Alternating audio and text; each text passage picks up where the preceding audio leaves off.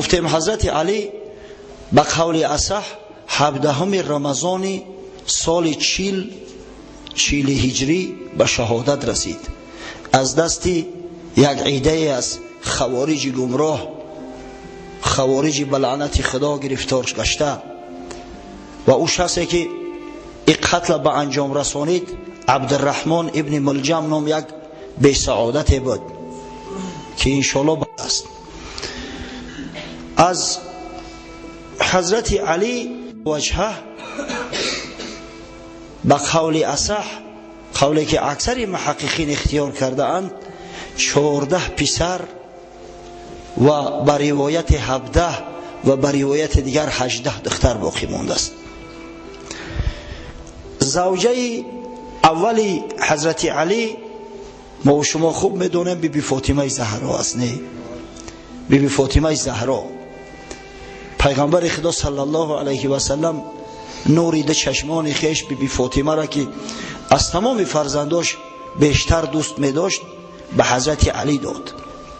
این واقعه بعد جنگ بدر، بعد غلبه مسلمانان در جنگ بدر واقع شد. یعنی در سال 2 هجری حضرت علی با فاطمه ازدواج کرد. چه ازدواج شریفه! این زمانه بود که حالی مسلمان ها قدر قدرت توانایی نداشتند. این زمانه بود که نو دولت اسلامی طرحریزی و پایه‌گذاری گشته بود. زمانه بود که هنوز در مدینه منوره منافقان و یهودیان به نهایت زیاد بودند، شاید اکثر را تشکیل میدادند. از این خاطر جهازی که رسول الله صلی الله علیه و سلم از برای بیبی فاطمه کرده است بسیار اندک بود، به نهایت اندک. و بیبی فاطمه هم مثل دخترای مسلمان امروزه گریه و ناله را نمی برداشت که برای من فلان خر، بسمدان خر، گوشوارم بخر، توق تیلام بخر، چیزی نگفته است. امام احمد در مسند خویش با اسناد حسن روایت میکند از حضرت علی کرم الله وجهه که جهز رسول الله صلی الله علیه و سلم فاطمه فی خمیل و قربه و وسادت ادم حشوها اذخیر. یعنی پیغمبر خدا صلی الله علیه و سلم با بیبی فاطمه همگی 3 چیز داد. میگه وقتی که به خانه من گسیلش کرد، جهاز بیبی فاطمه از همین 3 چیز عبارت بود: یک چادر، یک مشک و یک پالشتی که از چرم گوسفند تیار شده بود و در داخلش اسخیر نام یک گیاهی را پر کرده بودند. یعنی حشوش از اسخیر بود، نه از پخته و پر. و بیبی فاطمه هم یگان دعوا نکرده است، چیزی نگفته است، به دل جان قبول کرد. در بعض روایات ضعیف دیگر اومده است که پیغمبر خدا صلی الله علیه و سلم همچنین به بیبی فاطمه یک سنگ دستاس هدیه کرد. سنگ دستاس آسیای دستی را میگن، شاید موی سفیدا بدونن، اگه ما شما ندیدیمش راستی، لیکن موی سفیدا خوب میدونن. سنگ دستاس آسیاب سنگ خوردی را میگن که یک مشت یا 2 مشت جو یا گندم به او آرد میکردن، یکون چلپک میکردن یا یکون توگی میکردن. هم خیلی یک دستاس سنگ به دست براش هدیه میکند و یک طبق چوبی براش میته. یک جفت کفش نو داشته است، حضرت براش خریده بوده است، و یک مسواک چوب. به همه چیز 3 چیزی که ما بیان کردیم در بعض روایات ضعیف بعضیا باز 4 تا دیگر هم کوش کردیان. تمام جهاز بیبی فاطمه زهرا سیده زنای اهل جنت عبارت از همین 7 چیز بود. شیخ عطار یک قصه عجیب آورده است، قصه ازدواج بیبی فاطمه را با حضرت علی. اگه موضوع گپ است در تویا شاید ما زیاد میگیم در این موضوع، اما در مسجد بسیار کم صدا میدهد. حضرت میگه سعی مردان عالم مصطفی بود، ببین تا در راه دنیا کجا بود. چو اندر راه درویشی سر افراخت، قبای مسکنت را در بر انداخت. سروری تمام مردای عالم حبیب خدا محمد مصطفی صلی الله علیه و سلم است. اما شما میگه یک معاینه کنی ببینه که چی نوع زندگی صاف و ساده داشت، چه نوع زندگی آزاده به یگان تکلیفی داشت. اسامه گفت سید داد فرمان که ابوبکر و عمر را پیش من خوان. حضرت اسامه ابن زید فرزند پسرخوند رسول الله صلی الله علیه و سلم زید ابن حارثه روایت میکنه که او را محب رسول صلی الله علیه و سلم میگفتند. حضرت همین اسامه را بسیار دوست می‌داشت. اسامه روایت میکنه که پیغمبر صلی الله علیه و سلم روز امرم کرد که ابوبکر صدیق و عمر فاروق که هر دو به حیث منزله وزرای پیغمبر صلی الله علیه و سلم بودن، حکم وزیر داشتن، با اونو مشورت میکرد. حضرت امر کرد که هر دوشان از ایمان دعوت کن. چه پیش آمد ابوبکر و عمر نیز، پیامبر خواند زهرا را بدر نیز. بدو گفتا جهازت هرچی داری، چنان خواهم که در پیش من آری. وقتی ابوبکر و عمر حاضر شدند، حضرت صلی الله علیه و سلم قرة اعین خیش بی فاطمه را صدا کرد، گفت بچه جان من از همه بیشتر ترا دوست می‌دارم، اگرچه نوری چشم ای دل افروز، به حیدر میکنم تسلیمت امروز. برای جهازات بگی بیا، اگر چند تو نوری دو چشم من هستی، اما دختر باید شوهر کنه، من برات یک شوهری خوب اختیار کردگیم. به حیدر به علی رضی الله عنه بزنی میتونم. جهازات بیار. بشد یک سنگ دستاسان یگانه، برون آورد آن ساعت زی خانه. یکی کهنه حسیر از برگ خرما، یکی مسواک نعلین مطرا، یکی کاسه زی چوب آورد با هم، یکی بالیش زی چرم میش محکم، یکی چادر ولیکن 7 پاره. همه آورد و آمد در نظاره. چادرش از مادری رحمتیش از بیبی خدیجه کبرا مادر میراث مونده بود است. تمامی بدش چه گرفته برو آورد از پیغمبر. پیغمبر خواجه انواع و اجناس، به گردن بر نهاد آن سنگ دستاس. ابوبکر آن حسیر آنگاه برداشت، عمر بالیش گرفت راه برداشت. حضرت سنگ دستاس در کتف مبارک شو گذاشت. ابوبکر صدیق پوریا را قطع کرد، زیر کش گرفت. حضرت عمر فاروق بالیش ده. اینا اگه نماینده های عروسان، شهمرد نمی نماینده های عروس، کسایی که از قفای عروس میره سرجلو. پس آنگه فاطمه دخت پیامبر، بسر اندر کشید آن کهنه چادر. پس آن نعلین را بر پای خود بست، پس آن مسواک را بگرفت در دست. بیبی فاطمه چه آرا داد، تیلا نداشت، نخره نداشت. این در زمان بود که زرگری شاید ای زمان عصری ما بیشتر رواج یافته باشه. یهودی ها بسیار زرگرای ماهر بودن. مدینه منوره بازارای به نهایت کلانی فروش اشیای زرگری بود. ابو بیبی فاطمه گریه نکرد، ناله نکرد که من دختری پیغمبرم، یگان گوشپار ندارم، عیبو میکنن، فلانو میکنن. این گپا نگفت، چیزی داشت همراهش گرفت. اسامه گفت من آن کاسه آنگاه، گرفتم در کف برداشتم را. اسامه میگه من خورد بدم به من هم طبق رسید، طبق تای کش کردم و قطیشو راه کشیدم. چه پیش حجره حیدر رسیدم، زیگیریه روی مردم می ندیدم. همه علمم کرد میگه قد را تویا را می دیدم، ولیمه ها را می دیدم، زیفاف دخترها را می دیدم، بچی ناز عروس در بالای از سوار با زر جواهر آراسته. اما دختر پیغمبر صلی الله علیه و سلم پای پیاده به خونه علی میبریم با همین اسباب انجام به نهایت ساده و عادی. پیامبر گفت ای مردی نکوکار، چرا میگیری آخرین قدر زار؟ حضرت رسول الله میگه متوجه گریه من شد. گفت یا اسامه چی در داری، چی گریه میکنی؟ بدو گفتم زی درویشی ای زهرا، مرا جان و جگر شد خون و خارا. ببین تا قیصر و کسرا چی دارد، ولی پیغمبر از دنیا چی دارد؟ کسی که خواجه هر دو جهان است، جهازی دخترش اینک عیان است.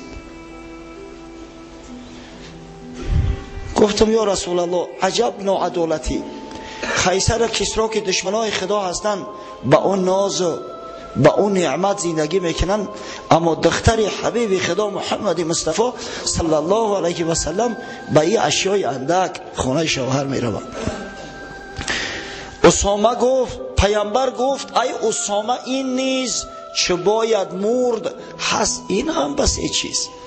یا اسامه گفت مادام که عاقبت کار عجله، همین هم خیلی گپای، همین هم حساب و کتاب داره، همین هم شکر طلب داره، شکرانه همین نعمت خدا را کردن لازم. شنیدی حال پیغمبر زمانه، تو میخواهی که گیرداری جهانه. حال پیغمبر تا دیدی؟ تو در طلب دنیایی هزار یک بهانه میکویم. سوال میشود داملا اگر به ضرورت نماز جمعه را ترک کنی چی میشود؟ میگم اگر به ضرورت باشه انشالله مباح است، بوکی نداره، اما همون ضرورتی تو چی است؟ میگه در روز جمعه یگون آدم میره نبیه اون در جای خودمانم سودا کنه، این ضرورت نمیشود. سبحان الله. خدای بزرگ امر کرد در قرآن اذا نودی للصلاة من یوم الجمعه فاسعوا الى ذکر الله و ذروا البیع. وقتی که آواز اذان جمعه داده می شود، وقتی منادی می شود که به جمعه بیاید، پس سعی کنه به سوی مسجد، به سوی عبادت خدا و تجارت بس کنه. نخواه همین برای تو بهانه باشه. این مردی عاقل میل شکر نفست بدی کرد، سحر کرد برمدی آخه بیمار داری ساعتی 10 بس کو، همون دکان تا ببند با پگر همون رزق روزی را خدا میتد. شنیدی حال پیغمبر زمانه، تو میخواهی که گیرداری جهانه. و بیبی فاطمه زهرا به خانه شوهر نور برد، صفا برد، رحمت برد، نعمت برد. از دامانش فرزندای صالح برمدن که افتخار تمام مسلمانای عالم هستند. از نکاح بیبی فاطمه با حضرت علی به قول رایج 3 پسر و 2 دختر تولد شده است.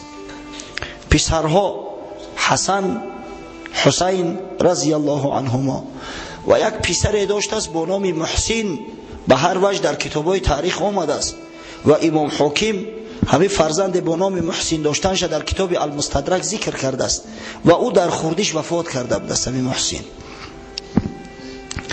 و 2 دختر داشت، یکی با نام زینب و دیگر با نام ام کلثوم. همون دختری که حضرت علی با عمر فاروق رضی الله عنه بزنی داده بودش، ام کلثوم. در حدیث آمده است، امام حاکم روایت میکند و حدیث همچنین امام ذهبی در تلخیصش موافقت کرده است با امام حاکم، یعنی حدیثی صحیح است. حضرت علی میگه من از بس که جنگ دوست می‌داشتم، پهلوان بود.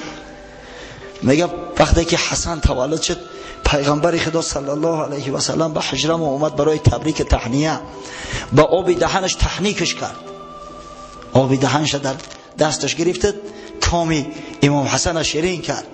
بعد پرسید که یا علی چی نامش گذاشتی؟ میگه گفتم یا رسول الله حرب، جنگی، جنگ دوست می‌داشتم. میگه گفت نه، این پسرک نازنین نامش حسن. گفتیم بچه‌ش. وقتی امام حسین تولد شد، حضرت اومد برای تبریک تهنیت، گفت این فرزند چی نام گذاشتی؟ بگه گفتم یا رسول الله حرب، خواهشت حرب کنم. گفت نه، نام ایکش حسین، صیغه تصغیر قطعی، ای خورد بود حسین. گفتم بچه‌ش. وقتی میگه پسر 3 امام تولد شد، حضرت با اومد گفت یا علی این شعر بچه چی نام کردی؟ میگه گفتم حرب. گفت نه، نام این محسن. گفتیم بچه‌ش. یعنی نامو را پیغمبر خدا صلی الله علیه و سلم گذاشته است به این فرزندان. و دو دختر داشت، یک زینب که با نام زینب کبرا یاد می شود. برای غیر این زینب حضرت علی با دیگه زینب هم داره. و کلثوم. همین 5 نفر از بیبی فاطمه بود. یک نفرش در خوردیش وفات کرد، باقی مونده‌هاش هم به سن بلوغ رسیدن، از بلوغ هم گذشتن. خب تا زمانی که بیبی فاطمه زهرا زنده بود حضرت علی زن نگرفت، همین یک زن داشت.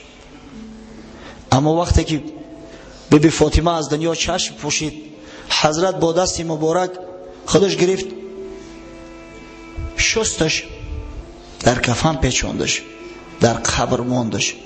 در مذهب امام اعظم ابو حنیفه وقتی میگویند که زن مرد، بین او و بین شوهرش افتراق و وجود می آید، جدایی، طلاق، و دیگر مرد حق نداره که دست به او زن برسونه یا یگان عورت زن ببیند.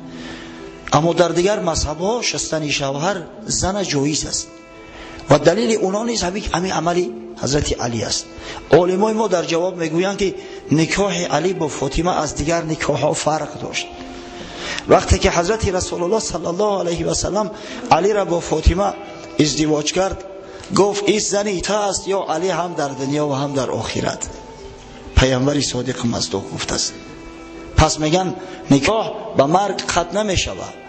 و نیز یک حدیث روایت میکنن از پیغمبر صلی الله علیه و سلم که حضرت گفت کل حسب و نسب ینقطع بموت الا حسبی و نسبی.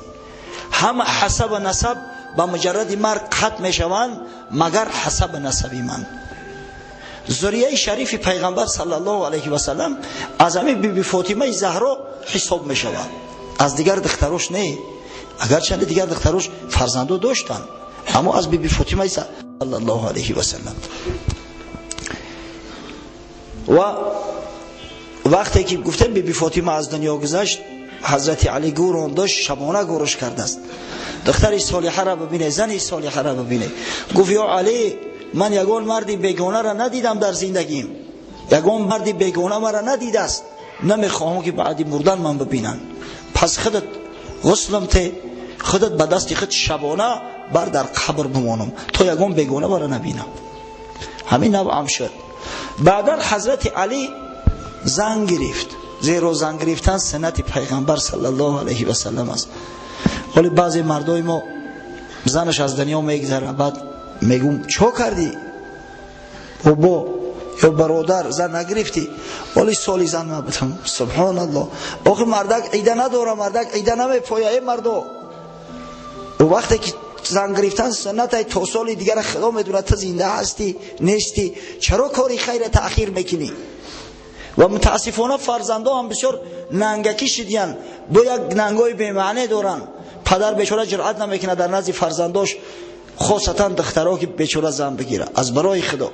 او پدر را تیز خانه دار کنه، دعوا و جنجالش در خانه کم میشه و کم عیبالات و ایراد میگیره، در هر کار خوردگیری نمیکنه و همون زنی خودش آواره میشه و میره. و حضرت علی هم در او زن گرفت. یک زنی را با نام ام البنین بنت حرام کلبیه به ازدواج در آورد. و از ام البنین حضرت علی صاحب 4 فرزند شد، 4 پسر. پسر کلانیش عباس نام داشت. شاید عباسش ما شنیده باشه.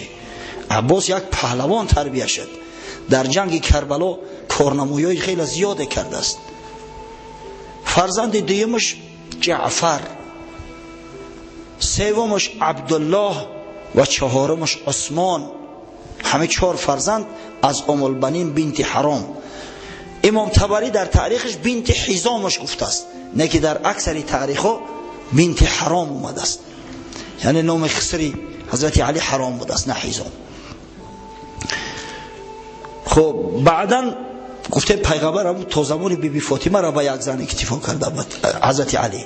بعد وفات بیبی فاطمه یک چند زن گرفت. یک زن دیگر گرفت با نام لیلا بنت مسعود، لیلا بنت مسعود تمیمی. از این زنم دو فرزند یافته است، دو پسرک. ولی درباره همین اویلهاشو کم میدونیم. ما فقط امام حسن و امام حسین هم میدونیم، یا کسی دیگر رو نمیدونیم. برای مفصل قطعی تو صحبت کرده استم. پسر با نام عبیدالله و پسر با نام ابوبکر، 4 فرزند ام المؤمنین بنت حرام، عباس، جعفر، عبدالله و عثمان در جنگ کربلا همه شهید شدند همراه برادرش حسین. فرزندای اویله دیمش لیلا بنت مسعود نیست، عبیدالله و ابوبکر در همین جنگ شهید شدند. از تاریخ نگارا فقط یک مورخ بسیار بزرگ است، امام واقدی، همو ادعا داره که عبیدالله میگه بعدتر کشته شد. عبیدالله را مختار ابن ابی عبید ثقفی کشته است، اما اکثری محققان میگن نه، عبیدالله را در کربلا شهید شد.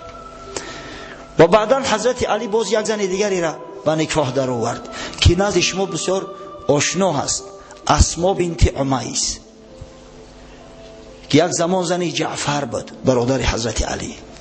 وقتی که از جعفر عبدالله را تولد کرده بود، عبدالله ابن جعفر. وقتی که جعفر در حرب متشهید شد، اسما بنت عمیس در نکاح ابوبکر صدیق در اومد، یعنی حضرت ابوبکر را خواستگاری کرد و از ابوبکر صدیق پسر به نام محمد تولد کرد، محمد فرزند ابوبکر که در بارش مفصل در باره حیات مماتش با شما صحبت کردیم. و بعدا حضرت علی اسما بنت امیس نکاح کرد گرفت و از این نکاح 2 فرزند به دنیا آمده است، یکی با نام یحیی و دیگر با نام محمد اصغر.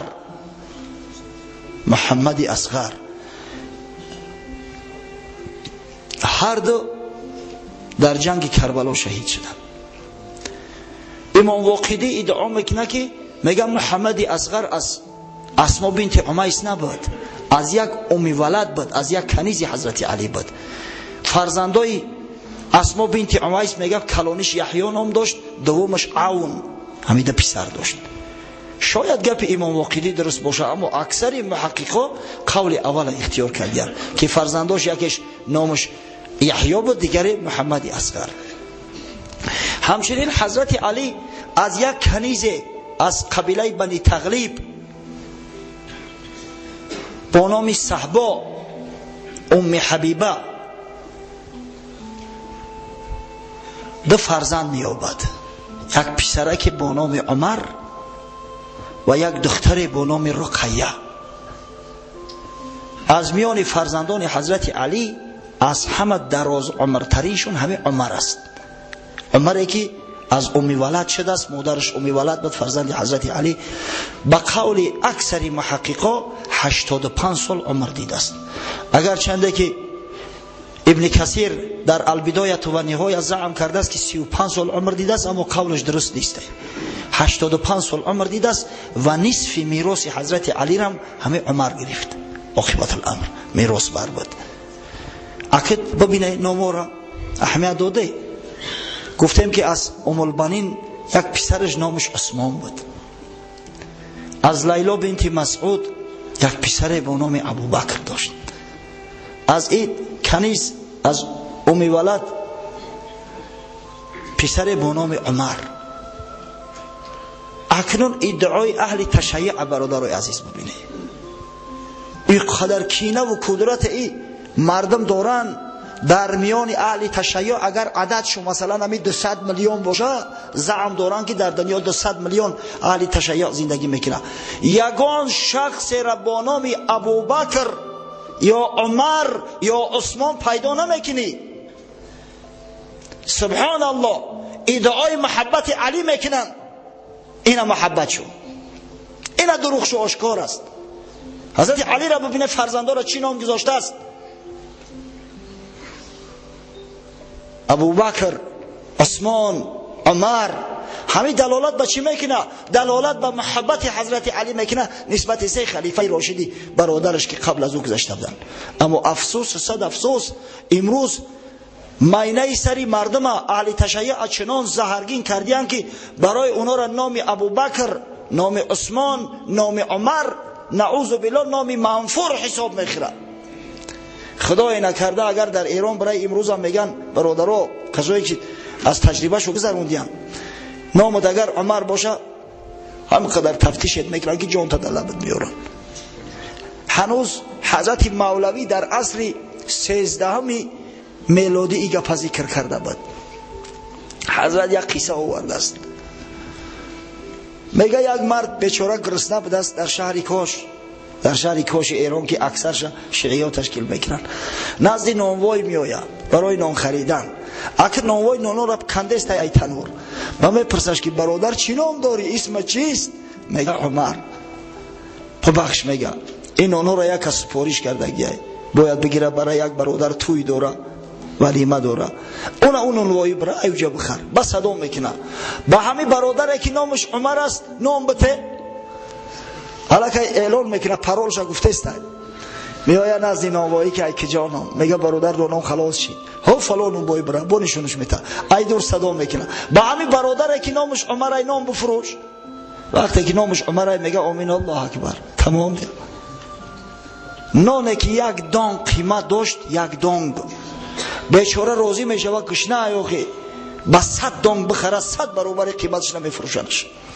به حضرت میگه گر عمر نامی تو اندر شهری کاش کس نبفروشد با 100 دانگت نباش. افسوس صد افسوس این تفریق اندازی در بین مسلمان ها تا بکی. چی لازم است همه حیله و مکر نیرنگا از برای خدا. بسیار کاری نوجوان مردانه است قسم به خدا. کسایی را که دوستای پیغمبر بودن، صحابه های بزرگی پیغمبر بودن، امروز به حد دشمن گرفتن که در میان 100 میلیون شیعی یک نفری را پیدا نکنی که نامش ابوبکر باشه یا نامش عمر باشه یا نامش عثمان باشه. در مثنوی شریف مولوی روایت میکند شد محمد الپلوغ خوارزمشاه در قتال سبزواری پرپناه. شهر سبزوار یکی از شهرهای خراسان است و از قدیم الایام مرکز اساسی اهل تشیع حساب میخورد.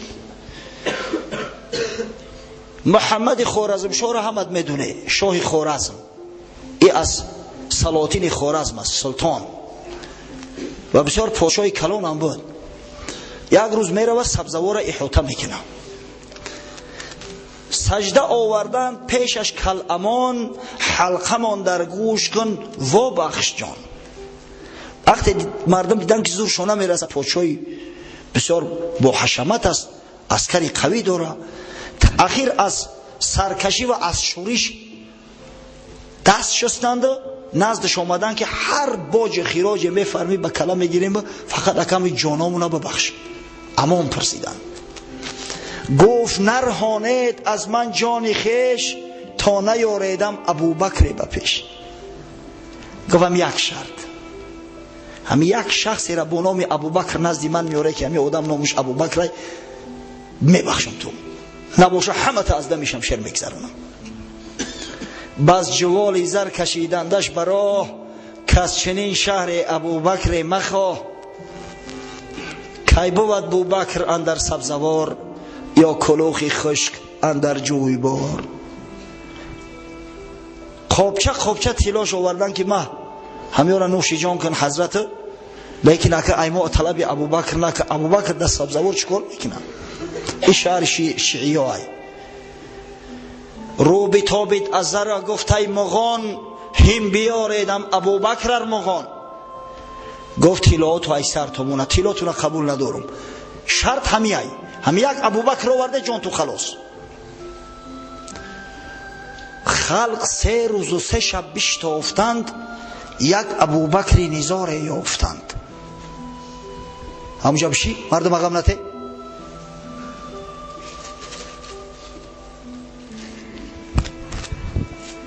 رهگذر بود و بیمانده از مرض در یک گوشه خراب پرحرز. 3 شب و 3 روز جستجو کردن، یک کاروانسرا یک ابوبکر یافتند. بیچاره کسل، تسب تاوش بلند در یک گوشه خو، یک غریبی بیچاره، یک نفر از اهل سنت و الجماعه هم تگذشت میکرده است، کسل شده است، در همون کنجی کاروسرا مونده بوده است. نزدش اومدن که بخی که در جان مدر اومد، یکی جان ما را تو میخری، بیا بریم به پیش سلطانه بگو نام من ابوبکر. گفت اگر من پای رفتن میداشتم یک لحظه در شهرتون میایستادم، شهر تو ایسر تو بونه. بعد یک زنبر کردن، در بالای زنبر بارش کردن، گرفتن آوردنش نزد سلطان محمد خوارزمشاه که این مردک ابوبکر جانشون بخشید. از برای خدا این نوجوان مردی تا بکی آخه بادام که دعوای ولایت علی میکنه، دعوای محبت علی میکنه، علیوار رفتار کنه. از برای خدا علیوار رفتار کنه. فرزندای علی را ببینه، ابوبکر، عمر، عثمان ببینه. فقط نعره چی است؟ و حسین شاه حسین. گاه عباس هم میگن. از دهن یگان تا شنیده که بگه و ابوبکر، شنیده که بگه و عثمان، اگر چند اوخی یا همراه برادرشو شمشیر در دست در میدان جنگ شهید شدیان، ای نامشو ایبا میکنن، از نامشو پرهیز میکنن. پس خطو قضاوت کنه برادرو. الحمدلله همه عقل فراست داریم که حق به جانب کی است؟ حق به جانب ماست، حق به جانب اهل سنت و الجماعه است. الحمدلله که تمام اصحاب بزرگوار پیغمبر را دوست می‌داریم، خاصتا او خلفای راشده. یک برادر ما قصه کرد که در ایران رفتیم، یک برادر حاجی داریم، خدا نگهبانش باشه، میگه خواستم که یک کوارتیر بگیرم اجاره، خانه اجاره، یک چند سال قبل از این. در اونجا میگه اجاره را توسط شهرداری میگیرن، به اداره شهرداری مراجعت میکنی، میوان همون کسی اجاره سپارم، شخص اجاره گیرم، همونجا امضا میکنن سند و اجاره میسپارن خانه را. یک زن آمد خانه را که اجاره میگیریم به مقداری والله اعلم $400 در یک ماه یا $600 در یک ماه. زن آمد که همه را نوشتن تیار است، من امضا کردم و باید ابو زنه کم امضا کنه. گشت گفت آقا اهل تشیع هستید؟ میگه من گفتم الحمدلله اهل تسنن. گفت نمیتونی اجاره. کلمه گرفت پرتوف. پرسیدنش که چرا خانم؟ گفت اهل تسنن است، من علی را دوست دارم، من علی را دوست دارم، در این اجاره نمیتونم. یک بار نه دو بار، بعد حتی میگه به غضب اومدن، گفتن اگر یک نفر یهودی میشید اجارهش میدادی؟ گفت یهودی میشید میدادم، اما اهل تسنن نمیتونم. دیگه میگه غضبم بالا گرفت، تعصبم بالا گرفت. خانم میگه گفتم که خانه تا نمیگیرم نترس، پولو را با پیشکی دادم، میگه همون $600، همون $600 را من خودت نصیبت کنم. نه که تو چه حق داری که ما را تحقیر میکنی؟ اینا علی را دوست ندارن، علی را نفرت دارن. قسم به خدا ما علی را ایت زیادتر دوست میداریم،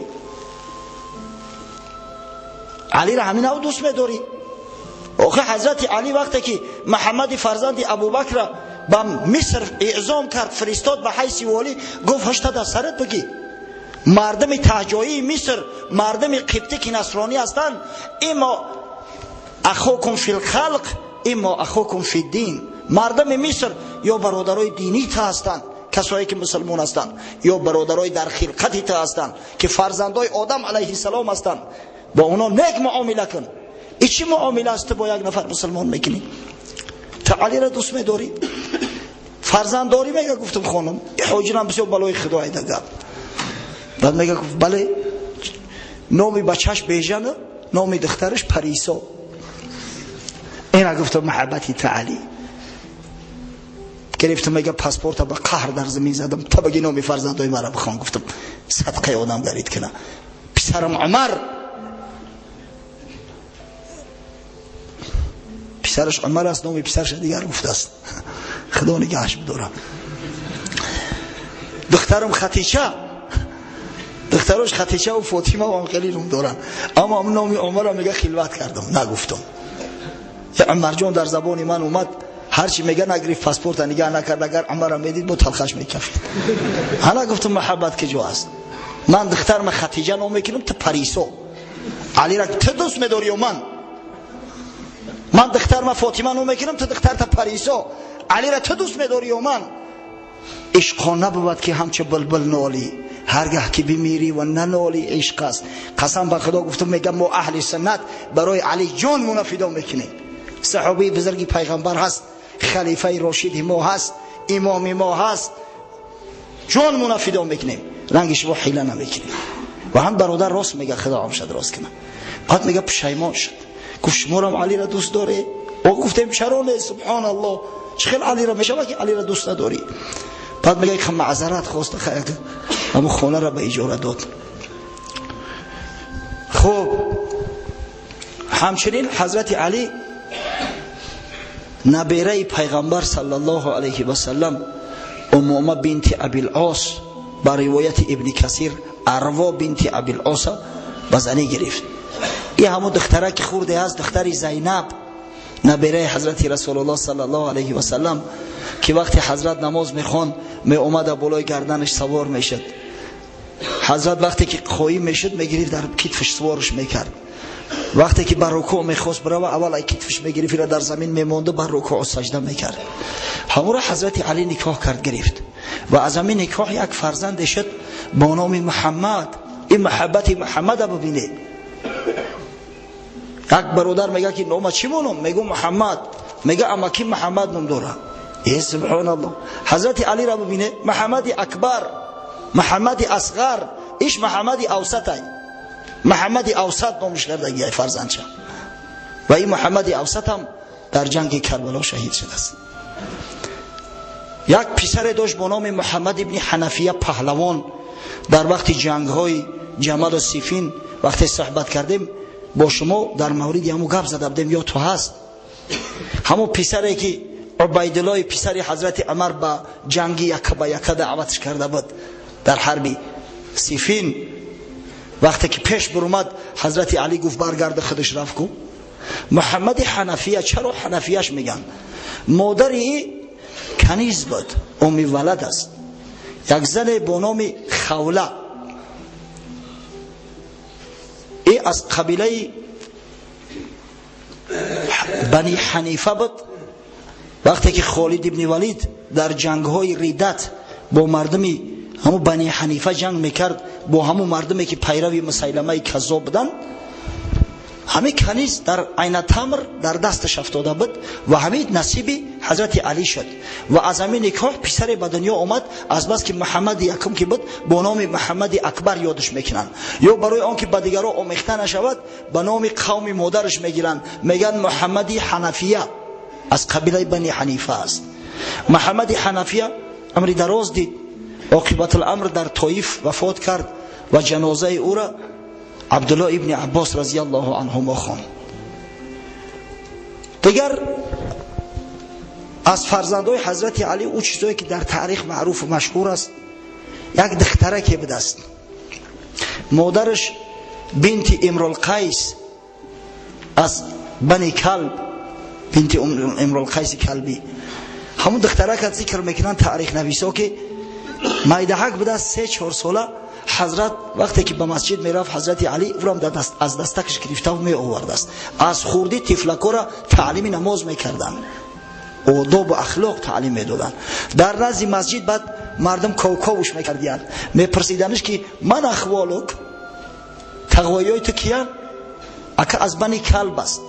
کلب اگر ترجمه کنیم از عربی سگ میشه، نه؟ همون کودکک میگفت است واه واه، یعنی حف کودکانی گپ زدن نمیتونه اساس. میپرسن تقویای تو کیان؟ تا کدام قوم ای تقوا؟ میگفت که از اگه بنی کلب گفتن نتونه کودک حف میکرد است. مردم میخندیدن. قصه که همون دخترک هم آمده است. قصه کوتاه مجموعاً از حضرت علی 14 پسر و بر روایت امام طبری 17 و بر روایت ابن حجر عسقلانی در فتح الباری و در تهذیب و تهذیب 18 فرزند مانده است. 14 پسر و 18 دختر. وقتی حضرت از دنیا گذشت 4 زن از بعد خودش موند، 4 زن و 19 کنیز. خداوند رحمت مغفرتش کند که این خلیفه بزرگوار واقعا یکی از قهرمانای اسلام است. وقتی که حضرت از دنیا گذشت فتنه ها اطرافش به نهایت زیاد شدن. در مسئله گراندنش با شما قصه کردیم و گفتیم یکی از همون فتنه ها آن بود که دشمناش روی راست و آشکار دشنام حقارتش میکردن، آشکار دشنام حقارتش میکردن، مذمتش میکردن. اما دوستانش، شخصانی خدا ترس خداجو، خاصتا اصحاب بزرگوار رسول الله صلی الله علیه و سلم، زبانشون از طعنه و ملامت حضرت نگه می داشتن. یک حدیث روایت میکند امام مسلم در صحیحش از عامر ابن سعد ابن ابی وقاص، میگه که حضرت معاویه در زمان حج با سعد ابن ابی وقاص ملاقات کرد. پرسید یا سعد ما منعک ان تصوب ابا تراب؟ ای سعد گفت من یک بار نشنیدم که تو علی را ملامت کنی. مردم وظیفه طلب نزد من میآیند در حق حضرت علی سخنهای ناجا بسیار میگن، یگان بار نه دشنامش میکنی نه حقارتش میکنی، چه چیز تو را باز میداره؟ چرا تو در حق علی یگان سخنی بد نمیگویی؟ حضرت سعد ابن ابی وقاص گفت اما ما ذکرت ثلاثا قالهن له رسول الله صلی الله علیه و سلم فلن اصبه ابدا. همه سه سخن در حقش پیغمبر خدا صلی الله علیه و سلم گفته است. هر وقتی که همون سه سخن پیغمبر به یاد میزنه حیات دارم، قسم به خدا گفت ملامتش نمیکنم. لان تکون عندي واحدة منهن احب الی من حمر نعم. اگر گفت یک تای همون سخنا را پیغمبر در حق من میگفت، از تمام دنیا و نوش نعمت دنیا برام بالا بود. وظیفه میگوی والله اوش وصف تعریفی که پیغمبر او را کرده است، سه وصفش به گوش خودم شنیدم، نیمی یکی همون را بر من میگفت از تمام نوش نعمت، از حمر نعم، از شترای سرخمویی که گرانبهاترین قیمتترین مال عرب است، برای من عزیزتر بود. معاویه پرسید که چی گفت است حضرت رسول الله صلی الله علیه و سلم در حقش؟ گفت سمعت رسول الله صلی الله علیه و سلم یقول، پیغمبر خدا صلی الله علیه و سلم میگه شنیدم که میگفت خلفه فی بعض مغازیه، وقتی که حضرت غزوه میرفت، جنگ تبوک میرفت، حضرت علی را در جای خود خلیفه گذاشت، مقصد والی گذاشت، والی تعیینش کرد. در شهر مدینه باید یک نفر باشه که نمازی مردم بخونه، حکمای شریعت جاری کنه. حضرت علی از قفاش اومد، شیر خدا را در شهر مدینه همراه کودککا و زنکا موندیان. البته قهرش میگیرن، ما باشه میگیم الحمدلله جون خلاص شد. در این گرمی، در این هوای تفسان، در این بی آبی، ای چی عذاب و مشقت است. آمد گفت گریان، در بعضی روایات اومده است که آبی دیدش جاری بود. گفت یا رسول الله خلفتنی مع النساء و صبیان. ای پیغمبر خدا گفت تو مرا در بالای همین زنکا و کودکا کماندیر مونده. آخی نخوش شما جنگ بره با ضد روم، ابر قدرت ترین دولت عصر، مرا خطی همین کودکا میمونی؟ حضرت میگه در جواب گشت گفت اما ترضا ان تکون منی بمنزلت هارون من موسی الا انه لا نبوت بعدی. گفت یا علی تو راضی نمیشوی که بعد من همچنانه که موسی هارون در جای خودش گذاشت نزد خدا به کوه تو رفت، در شهر مدینه باقی مونی به ولایت؟ فقط به همین قدر فرق که بعد من دیگه پیغمبری نیست، پیغمبری آخر ما هستم. تو به همین راضی نمیشه؟ اخی یک افتخاری بزرگ است. گفت یا علی و سمعته یقول یوم خیبر لأعطین الرایت غدا رجلا یحب الله و رسوله و یحبه الله و رسوله یفتح الله علیه. در روز جنگ خیبر میگم من به دو گوشی خودم شنیدم، وقتی که در 2-3 روز اول مسلمانان ناکام شدند و قلعه ناعیم ضبط کردن نتونستن، ما در این باره با شما صحبت کرده بودیم که وقتی غزوه خیبر برات بیان کردم، حضرت رسول الله گفت فردا گفت байрақ در دستی شخص میتم که خدا را دوست می‌داره، پیغمبر خدا را دوست می‌داره و خدا و پیغمبر خدا نیز او را دوست می‌دارن. بعد میگه گفت ادعوا لعلیان، حضرت علی را سراغ کرد که علی کو؟ گفتن چشمش درد میکنه. گفت بیارینش. فاوتی به ارمد، آوردنش چشمش ای شدت درد ورم کرده است، چر گرفته است. فبصق فی عینه و دفع الرایت الیه ففتح الله علیه. در چشمش میگه حضرت توفی مبارکش انداخت، همون لحظه چشم سالم شد. بیرق جنگی را در دستش داد و خداوند به دست او میگه قلعه نعیمه خیبر برای مسلمانان فتح کرد. من امیره به گوش خودم شنیدم گفت که خدا و پیغمبر را دوست می‌دارد و خدا و پیغمبر نیز او را دوست می‌دارند. ولما نزلت هذه الآیه اعوذ بالله من الشیطان الرجیم فقل تعالوا ندعو ابناءنا و ابناءکم و نساءنا و نساءکم و انفسنا و انفسکم ثم نبتهل فنجعل لعنت الله علی الكاذبین.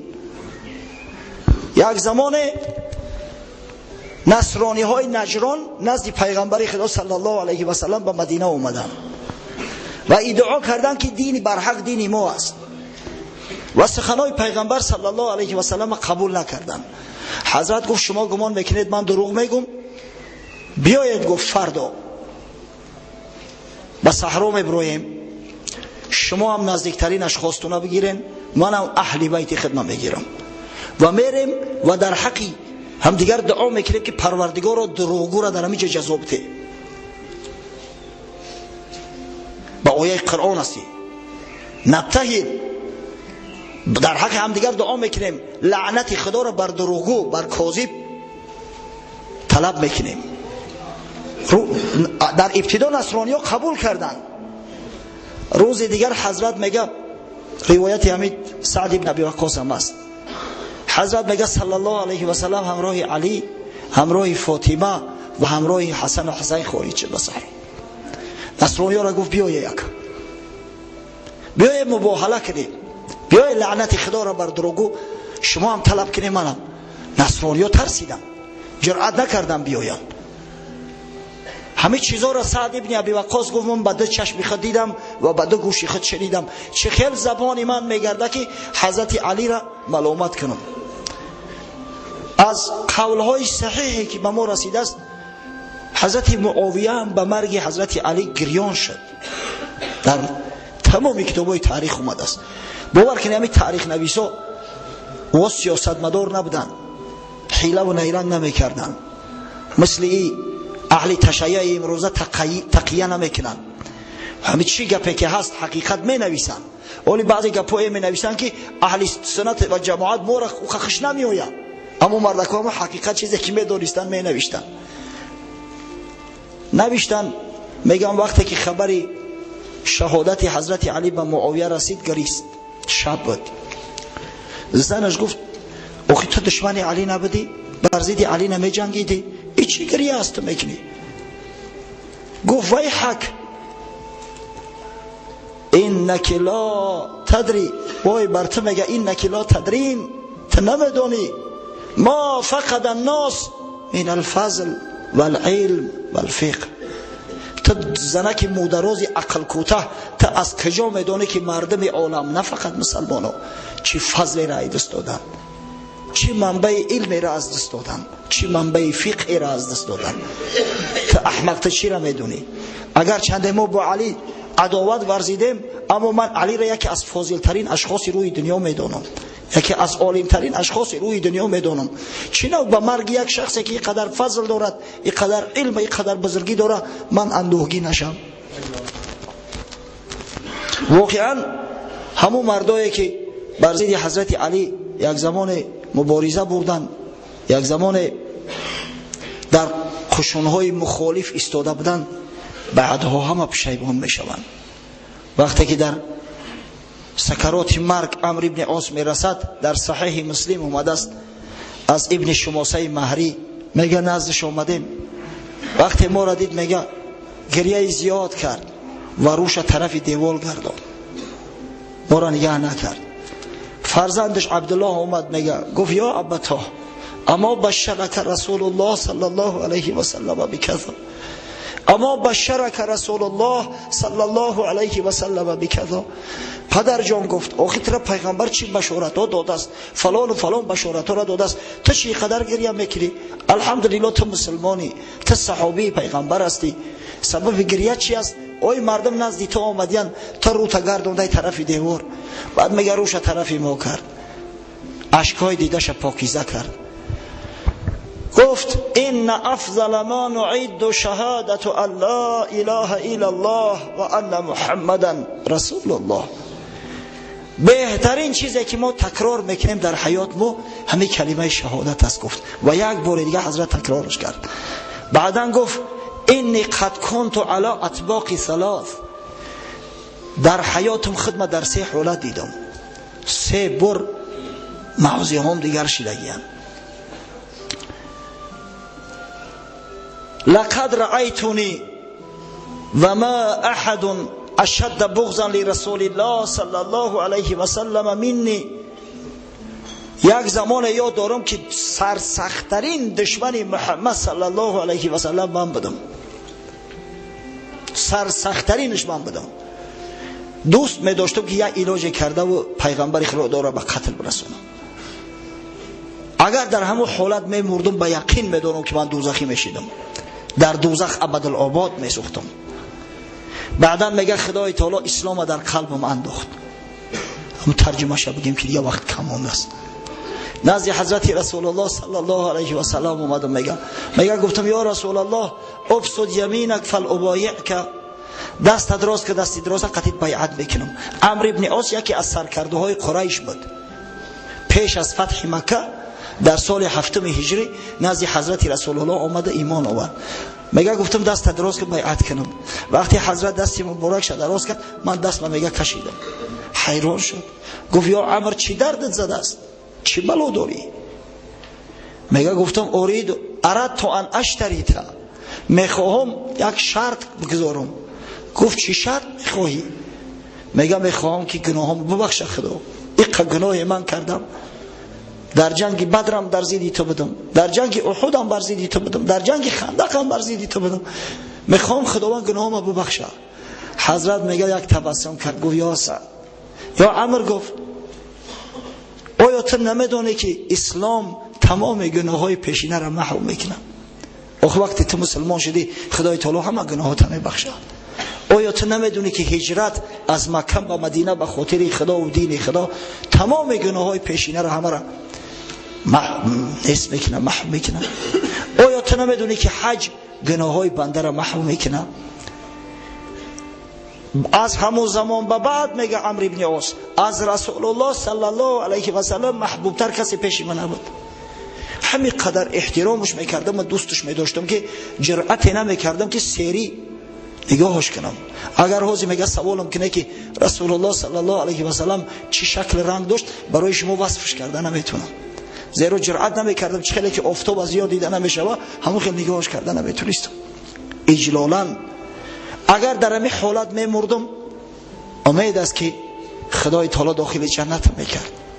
مشکلی اگر در همین حالت میمردم امید است و یقینی امید است که خدای تعالی داخل جنت میکرد.